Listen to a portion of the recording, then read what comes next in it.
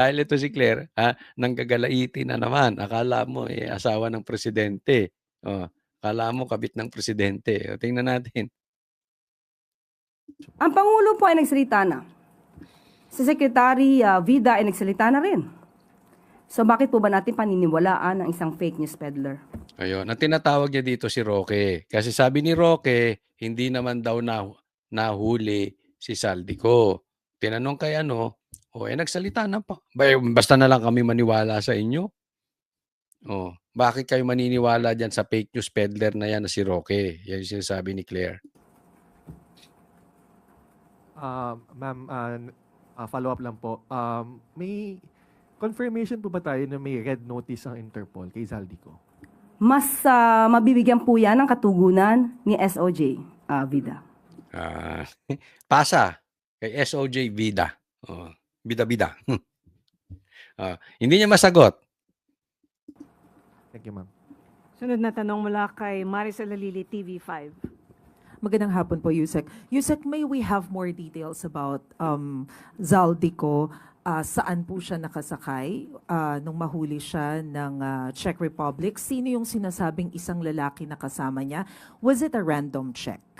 Unang-una po, ang binigyan po ng authority na magsalita patungkol po dyan ay si Secretary Vida. So Yun. lahat po ng patungkol sa issues ni Zaldico ay mas mabuti po nating itanong mismo kay Secretary Vida. Yun, iwas puso si Claire.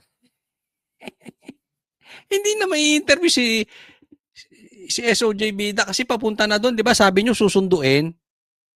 Niloloko niyo. Oh, sa madaling salita, iwas puso siya. Tinatanong yung detalye nung pagkakahuli kay Saldico, wala siyang masagot, ipinapasa niya. Oh, tanungin mo siya patungkol kay Duterte, maraming alam 'yan. Baka pati kulay ng brief ni Baste alam niyan. Tanungin mo Duterte. Pero tanungin mo doon sa mga patungkol kay Bongbong o doon sa mga balita ni Bongbong, walang alam. Wala. Tigil nyo na yung press con. Ba't nag-press con pa kayo? Eh di sana si Bida na lang nag-press con, hindi ka na lang pumasok. Wala ka rin palang alam. Wala rin palang sustansya yung tinayo-tayo mo dyan. With all the disinformation circulating right now, may we know how come wala pa pong inilalabas na photos and videos of Zaldico? Kasi mayroon pong ibang country na involved. So maingat po ang gobyerno sa pagbibigay ng anumang anunsyo. Hayaan na lamang po natin na magtrabaho ang ating gobyerno at muli si Secretary Vida po ang maaaring sumagot sa iba pang mga katanungan. Yun. So ba't walang pictures, walang videos? O, sa madaling salita, ang sagot niya, basta maniwala na lang kayo. Hayaan nyo na lang ang gobyerno magtrabaho. Tanong kayo ng tanong. Hindi lang niya madiretso pero gano'n. Basta maniwala kayo. Sinabi yan ng Pangulo. Tapos.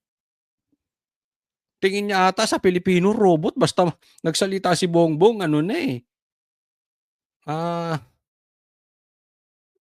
Legit na legit. Salita pa ni Bongbong. Last na lang, Yusek. Pero as we speak, ano po yung status ni Zaldico? Considered ba siya na arrested? Nakadetain po ba siya? Ako nasasagot. Mukhang yun din ang sagot ni Claire. Nasaan po siya ngayon? Ulitin ko lamang po, hindi po ako ang authority para magsalita patungkol po sa estado ni Zaldico. Mas mainam po na maitanong po ito kay Secretary Vida. Tanong mo kung anong kulay ng brief ni Pulong, baka masagot niya.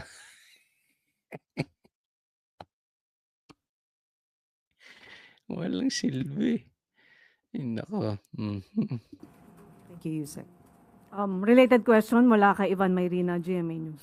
Yusek, we were told that Secretary Vida was summoned to the palace earlier today. Would you be privy as to what instructions the President gave Secretary Vida? Hindi po tayo nakasama sa meeting nila. Ang napasama lamang po tayo ay ang patungkol sa uplift committee meeting. So, tinatanong, nagpunta sa Malacanang. Alam mo ba kung anong pinagmitingan? Wala rin siyang alam. Walang alam. Wala na sustansya.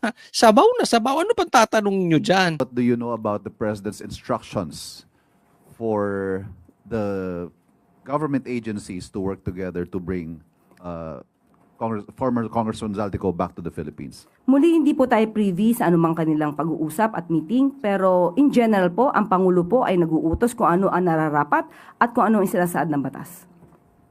Thank you. Sunod na tanong mula kay Ivy Reyes, Milyonaryo.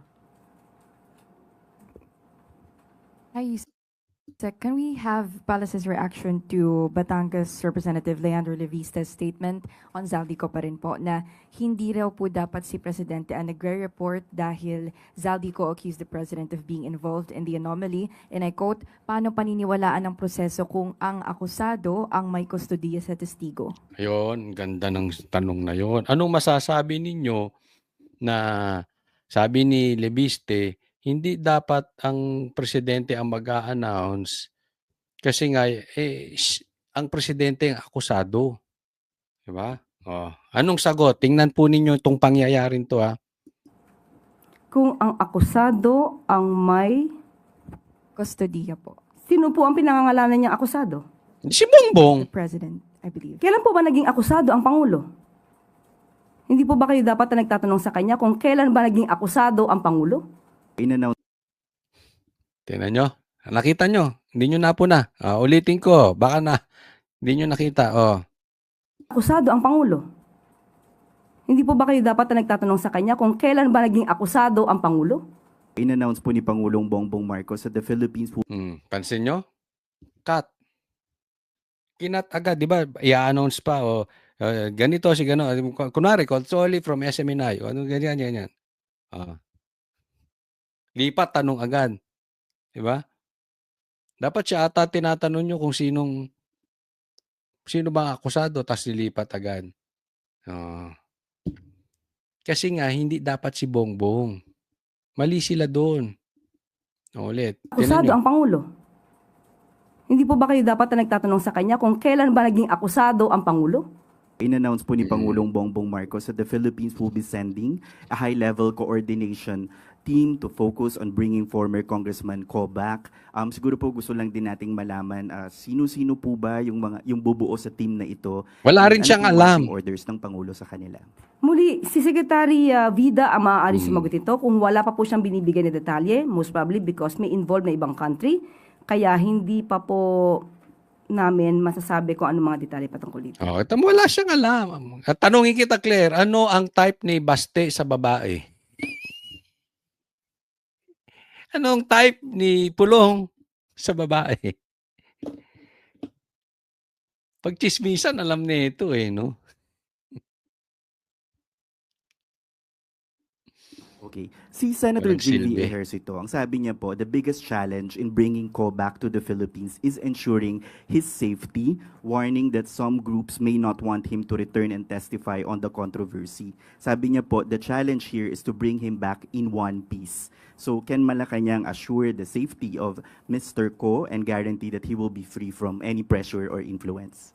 Bago po muna tayo magbigay ng assurance, definitely naman lahat ng po ng Pilipino ay dapat safe na pong bumabalik sa Pilipinas. Yan naman po ang assurance ng pamahalaan. Pero dapat tignan muna po natin, saan nanggagaling yung sinasabing death threats? Meron na po bang naipakita? Meron na po bang na-blotter o whatever? So, tingin ko dapat doon muna kasi there's no basis.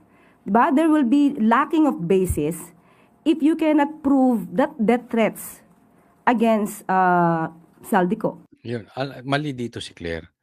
Sabi niya, tinatanong, magagaranti siya ba ang pag-uwi ni Zaldico rito? Diba? Teka muna, walang basis yun. Saan ba niyo nakuha yan? Na-blatter ba na meron siyang death threat? May basis ba? Meron ba talagang Hindi. Kung ganyan ang reason ni Claire, para kang hindi abogado. Kasi hindi mo naman kailangan na meron kang talagang death threat para masabi na talagang delikado buhay mo. Kasi yung kanyang laki ng ibinubulgar, that in itself ay delikado na buhay mo. Isipin mo, binubulgar niya ang presidente at House Speaker. Kailangan po ba bang antayin na merong death threat sa'yo? Kasi alam mo, ang totoong papatay, Hindi yan magme-message, papatayin kita. Di ba? Ganyan di ba sa high school? Oh, kami kasi all boys kami. Yung mga nagsasabi susuntukin kita, uupakan kita. Yung mga yan, wala yan. Puro yabang yun. Pero yung tahimik, yung talagang uupakan ka, hindi magsasalita yan, bibiglayin ka niyan. So, Claire, wag kang tanga. Presidente yung tinuturo. Tapos walang aantay mo magkaroon ng, alam ka naman mag-message si Bongbong, papatayin kita rito. Di ba? Baka nga, alam mo, ako tingnan nyo hindi ako magugulat na baka may mangyari kay Saldico sa airport pa lang. Tandaan ninyo, ang hilig nitong pamilyang to sa airport. O anong nangyari kay PRRD? Sa airport pa lang. Nilapastangan na ang konstitusyon natin. Kinidnap si PRRD. Baka mamaya, airport to si Saldico. Magkakaroon na. Saldico International Airport. Papangalanan na naman. Nako. So dapat doon tayo mag-start. May death threats nga ba? Kasi how can you assure somebody na hindi ka mapapariwara pagbalik mo sa Pilipinas kung wala naman death threats? But nevertheless, the government will always assure the safety and that the needed protection to be given to Saldico. Pero ako sa tingin ko posible rin dahil na talagang nahuli si Saldico. Okay? Hindi ko sinasabing for a fact, but it's possible kasi yung pagtakbo ni itong pagtakbo ni Tambaluslos, di ba? Papuntang Singapore, masyado yung timing. Kaduda-duda po.